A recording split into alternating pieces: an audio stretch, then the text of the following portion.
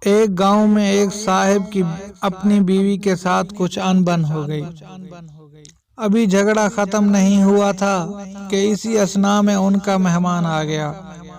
خاوند نے اسے بیٹھک میں بٹھا دیا اور بیوی سے کہا کہ فلاں رشتہ دار مہمان آیا ہے، اس کے لیے کھانا بناؤ۔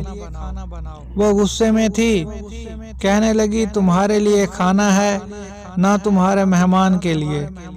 وہ بڑا پریشان ہوا کہ لڑائی تو ہماری اپنی ہے، اگر رشتہ دار کو پتہ چل گیا تو خواہ کی باتیں ہوں گی، لہذا خاموشی سے آ کر مہمان کے پاس بیٹھ گیا۔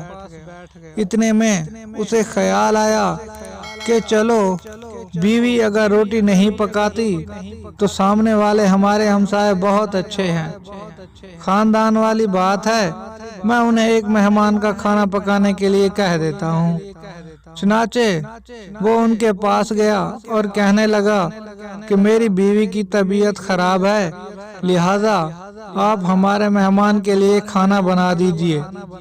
انہوں نے کہا بہت اچھا، جتنے آدمیوں کا کہیں کھانا بنا دیتے ہیں۔ وہ مطمئن ہو کر مہمان کے پاس آ کر بیٹھ گیا کہ مہمان کو کم از کم کھانا تو مل جائے گا، جس سے عزت بھی بچ جائے گی۔ تھوڑی دیر کے بعد مہمان نے کہا ذرا ٹھنڈا پانی لا دیجئے۔ وہ اٹھا کہ گھڑے کا ٹھنڈا پانی لاتا ہوں۔ اندر گیا تو دیکھا کہ بیوی صاحبہ تو زار و قطار رو رہی ہیں۔ وہ بڑا حیران ہوا کہ یہ شیرنی اور اس کے آنسو، کہنے لگا کیا بات ہے؟ اس نے پہلے سے بھی زیادہ رونا شروع کر دیا۔ کہنے لگی بس مجھے معاف کر دیں۔ وہ بھی سمجھ گیا کہ کوئی وجہ ضرور بنی ہے۔ اس کے خاوند نے کہا کہ بتاؤ آخر تمہارے رونے کی وجہ کیا ہے؟ تم ایسے کیوں رو رہی ہو؟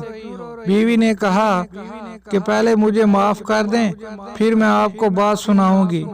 خیر، اس نے کہہ دیا کہ جو لڑائی جھگڑا ہوا ہے میں نے وہ دل سے نکال دیا ہے اور تمہیں معاف کر دیا ہے۔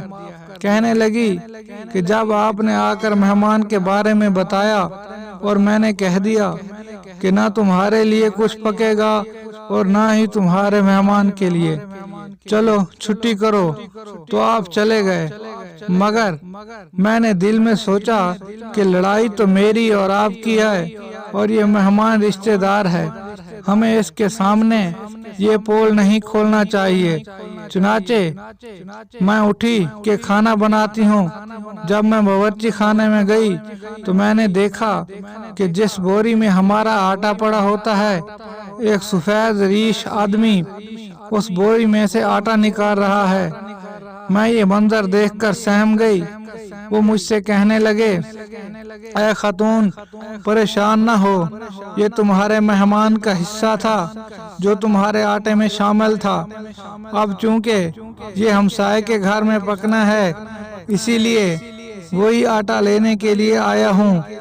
اس واقعہ سے ثابت ہوتا ہے کہ مہمان بعد میں آتا ہے، جبکہ اللہ تعالیٰ اس کا رزق پہلے بھیج دیتے ہیں۔ سبحان اللہ۔